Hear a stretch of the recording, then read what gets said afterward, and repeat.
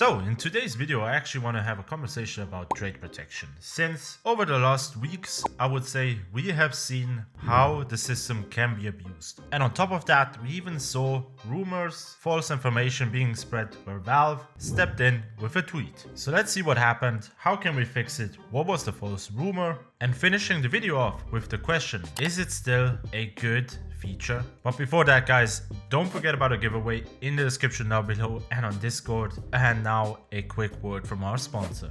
This video is sponsored by SkinBaron, the ultimate marketplace for buying and selling your CS skins. SkinBaron is a German company with an excellent Trustpilot rating, trusted by thousands of players. Save up to 30% compared to the Steam market. With over 1 billion skins and easy to use filters, finding your perfect skin is a breeze. They offer multiple payment methods including credit card, Klarna and even more. And if you're selling a skin worth over €1,000, you'll only pay 2% fees on it. Use my code Shifterz to support the channel and start your SkinBaron journey today. Thank you SkinBaron, and now back to the video. Let's start off with what happened the last 2 weeks. As you all know, the market crashed, people sold their skins in panic, and it wasn't the best decision because right now the market is recovering, and there was a second panic when the trade up skins would become tradable, people sold again, and nevertheless the market still went up. And here's the thing, because people mismanaged their skins because they thought it's over with CS, yeah, they were left with huge losses. And well,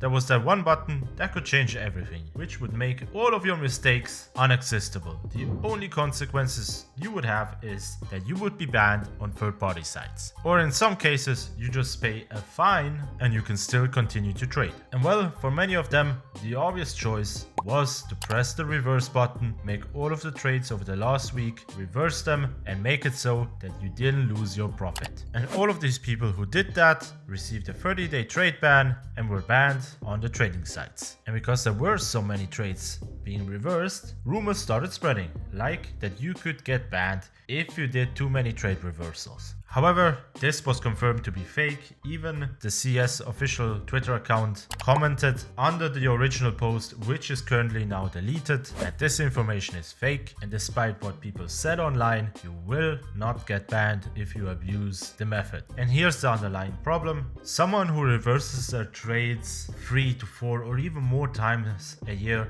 is probably not getting scammed. They are doing something fishy. And while I agree that people should have the possibility to get their scammed skins back if it happens to them, normally I would say you get scammed once, you realize how you fucked up, and you're more scared than ever, and you learn from your mistakes, and normally nothing happens again. And that is why I would offer 2 different options that we could implement with the system. The first option would be to have something like in CS with the competitive cooldown and apply it to the trade reversal system, meaning your first trade reversal should still keep the 30-day cooldown that you receive at the moment. However, if you use it again, let's say we jump up to 90 days, then we go up to 180 days, the next one would be 360 days, and maybe the last one would be a permanent ban. And this system I think would discourage people from using the system too many times, since at one point they won't be able to trade their skins for a very long time, and they might get scared that during that time something will happen and they lose all of the profit. And on top of that, you can even add the feature that if nothing happens, let's say after 6 months, after a year, you might go down a section, so meaning let's say from 180 you go down to 90 days if you again use that button. Or we can just do a simpler method where we say, okay, if someone is using this feature regularly, let's say 3 to 4 times a year, something is wrong. No one gets scammed that many times by accident. And that would be a clear indication that someone is using the feature not just to reverse their scammed items and get them back. They're most likely using it to keep the profits and sell the items for a profit and mitigate any losses they could take. However, here we have to keep in mind that people who can stay under the radar will still be able to abuse the system a bit. And that is why personally I would lean to the first first option, since I think it's more of a deterrence than the second one. And on top of that, it would even help out with another thing that could happen if you use the second option. And it's basically, once your trading cooldown is gone, yes, you won't be able to sell with your account on verified platforms. However, you can sell to a third-party person.